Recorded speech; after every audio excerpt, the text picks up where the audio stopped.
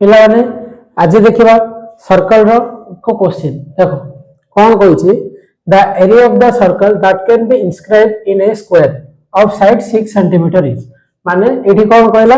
square गोटे नेबा square माने कोन ओडिया जानछे वर्ग चित्र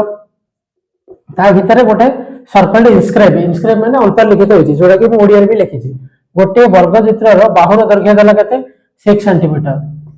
एहा मध्य रे गोटे वृत्त अंतर्लिखित हेले वृत्तर क्षेत्रफल केते हो माने आर एरिया टा केते हो बोली पचारला बुझिला कि नहीं तो देखो फर्स्ट कोन होची ना पिला ने कोन करचंदी हमें जानचे एरिया कोन पाई आर स्क्वायर तो 6 देची बोले तो पाई इनटू 6 रो स्क्वायर करचंदी जोडा कि पाई इनटू केते माने 36 पाई होची प्राय पिलांकर ए गोटे भूल होची बुझिला कि नहीं तो देखो कंफ्यूजन फर्स्ट दूर करो कौन होची ना हमको साइड वाला केते 6 सेंटीमीटर माने हमें जदी गोटे डायमीटर ड्रा करिया ठीक अछि तो डायमीटर ता होची हमर 6 माने डायमीटर जदी 6 हला तो रेडियस ता केता हो 6/2 माने केते रेडियस हला 3